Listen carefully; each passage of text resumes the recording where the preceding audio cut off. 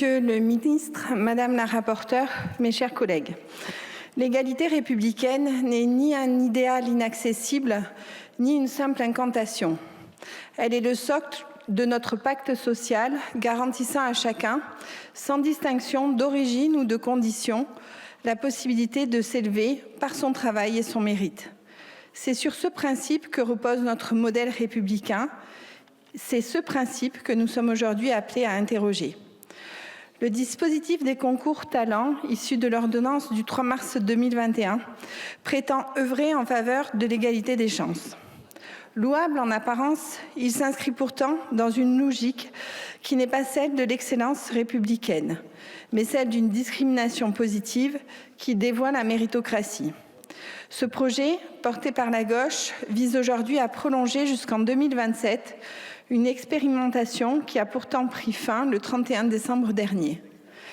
N'est-ce pas là encore une mesure d'affichage de la gauche, un artifice politique masquant l'absence de réformes structurelles et de vision à long terme pour notre système éducatif? Le rapport d'évaluation sur ce dispositif, transmis en urgence le 13 février dernier, met en lumière des résultats pour le moins contrastés. Certes, le nombre de candidats issus de milieux modestes a augmenté, mais le taux d'admission varie fortement selon les écoles et les années, oscillant entre 4% et 33%. Où est l'équité? Où est l'uniformité des résultats? Pire encore, la collecte des données a été lacunaire, empêchant toute analyse rigoureuse.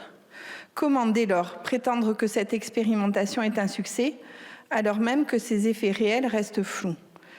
L'échec du dispositif des conventions éducation prioritaire à Sciences Po en est une illustration parfaite. Instauré en 2001, il devait permettre à des élèves issus de lycées classés en zone d'éducation prioritaire de contourner le concours d'entrée classique. Cependant, après 20 ans d'expérimentation, les résultats sont décevants. Un effet d'aubaine a davantage profité aux élèves issus des classes moyennes plutôt qu'aux plus défavorisés.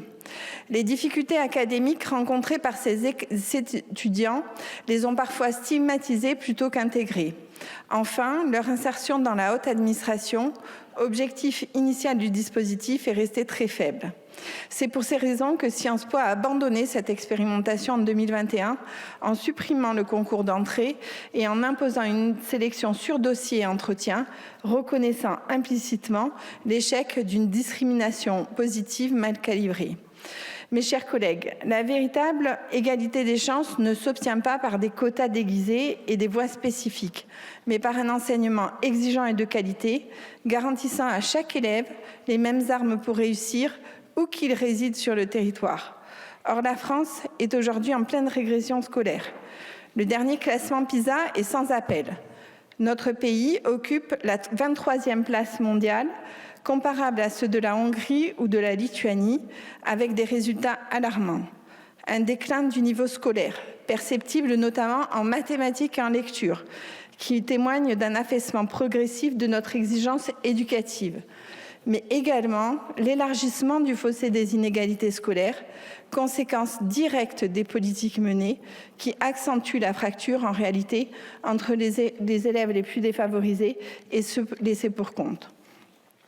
Et enfin, le relâchement des exigences pédagogiques, affaiblissant la transmission des savoirs fondamentaux qui érodent chaque jour un peu plus les fondations intellectuelles de notre jeunesse. Devons-nous persévérer dans des mesures qui contournent la faillite de notre système éducatif au lieu de le redresser? La méritocratie républicaine repose sur l'effort, le travail et la rigueur. Elle ne s'impose pas d'un simple décret. Elle se construit dès l'école par l'exigence et la transmission des savoirs.